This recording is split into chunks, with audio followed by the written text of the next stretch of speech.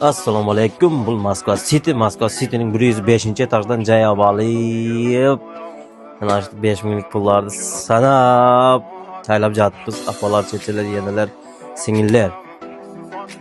Aslida onda emas. Mana shunda joylarda, mana shunday vagonlar, mana shu 1 yil jataqaymiz. Mana shunday jataqaylar. O ishchi. Mana shu ishlab, jillab ishlab.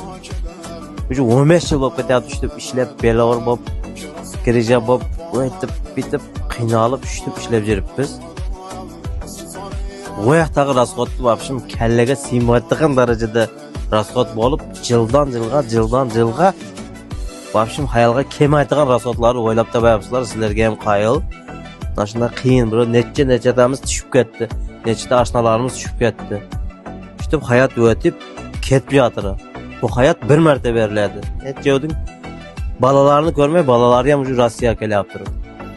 Xuddi biz ham xuddi shunday katta bo'lganlar, shunday javonlarda qiynalib ishlab yurib, shu an qadriga yetingizlar, to'ylarni kamaytaylik. Davlatimiz belgilab qo'yganday xataba to'y qilaylik. Azman yana to'ysadan boshlandi. 500 mingni bir bola qilib ishlab borsa, yana 500 ming qarz qilib qaytarib jo'natib bermangizlar. Xataba 3 oy kelinchaklarning oldida qolsin keyovlar. O'shaga yarasha rasxodli to'y qilinglar, yenajonlar. Eng ko'pi yenajonlar qilyapti. Otajonlar, atalar, qo'lg'angizlar rollarni mana shunday qiyinchilik.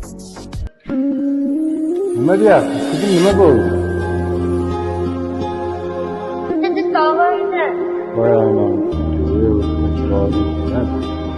Nima qoshlari kamol. Biz kelishib olganmiz.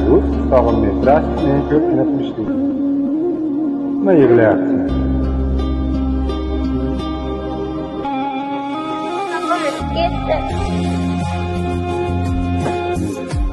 Orzulardan kechishga majburlar hayot. Chunki ular kulishi uchun mas'ul inson sen. Oilam orzusi uchun bugun bir chetda